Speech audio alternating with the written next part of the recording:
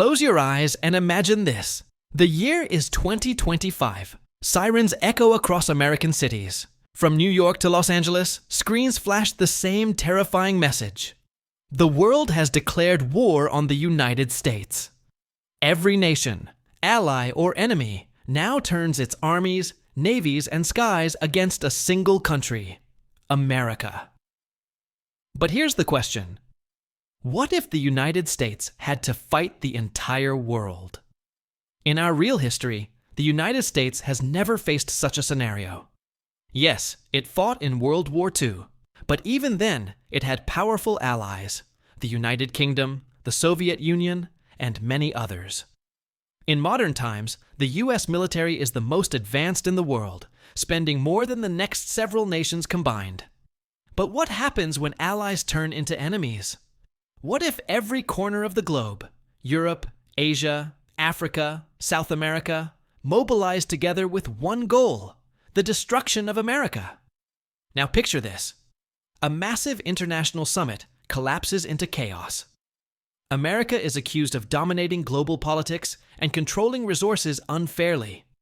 In an unprecedented act, the United Nations fractures, and one by one, nations sign a declaration of war against the United States. The world unites, not for peace, but against a single superpower.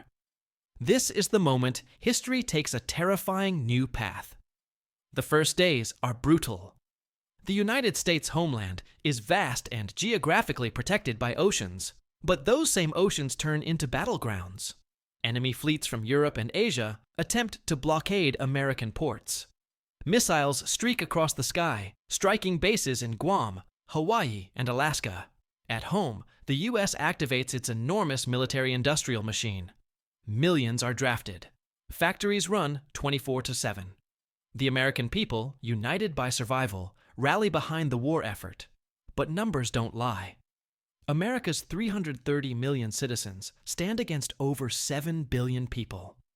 For every American soldier, dozens of foreign troops march forward. Yet America holds a terrifying advantage: technology. Drones, stealth bombers, cyber warfare, and a nuclear arsenal capable of ending human civilization. The world's first question becomes, will the US go nuclear? But this was only the beginning, because soon the war spreads beyond the battlefield. North America becomes ground zero. Canada and Mexico, once America's closest partners, now cut off supply lines and allow foreign armies onto their soil.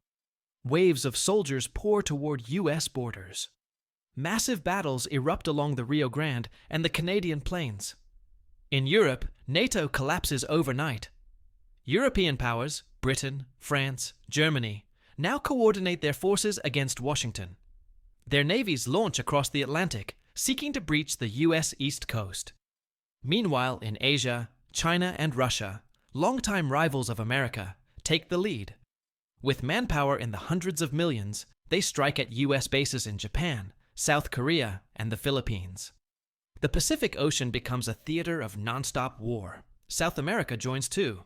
Brazil, Argentina, and others send armies north, turning the continent into one massive front. Surrounded on all sides, the US must decide: defend its homeland, or strike overseas before it's too late. But what comes next would escalate the conflict to a level unseen in history. Imagine the entire globe plunged into chaos. Trade collapses overnight. Oil shipments, food exports, and raw materials stop flowing. The global economy crashes harder than in any past depression. World leaders know this is no ordinary war. It's a fight that could end humanity itself. The US unleashes its cyber capabilities, shutting down power grids in Europe, Asia, and Africa. Satellites fall silent. Planes crash. Banking systems vanish in seconds. But the world strikes back with sheer numbers. Dozens of nations swarm American bases abroad. US allies in the Middle East, once critical for oil, are overrun. And then comes the nightmare scenario: nuclear brinkmanship. The US controls nearly 5,000 nuclear warheads. Russia, China, France, Britain, and others hold thousands more. If even a fraction are used, cities like Beijing, Moscow, London, and New York would vanish in firestorms. This is no longer just war, it's potential extinction. But what if somehow nuclear weapons remain unused? Then the war becomes one of endurance. Can America fight against the entire population of Earth? And this question leads us to the final stage, the long-term future. Let's imagine two paths. Path 1. America collapses. Exhausted, isolated, and outnumbered, the US eventually falls. Washington, D.C. is occupied. The American Constitution is torn apart. In its place rises a new world order, one where no single superpower dominates. Instead, nations share control, but chaos reigns as old rivalries resurface. Path 2. America endures. Using its technology, geography, and resources, the U.S. manages to repel invaders. Its homeland proves nearly impossible to conquer. After years of war, the world bleeds dry. Economies collapse, billions suffer, and eventually, global leaders sue for peace. America, though scarred, survives, emerging as not just a superpower, but the lone remaining civilization strong enough to rebuild the planet. In either path, humanity pays the price. Tens, even hundreds of millions of lives lost. A shattered world, permanently changed. But here's the most haunting thought. Would humanity ever recover? The oceans on fire. Skies filled with drones. Billions against millions. This is not just about America's strength, but about whether our world could survive such a clash at all. Because the greatest enemy in this war might not be a nation, but nuclear fire itself.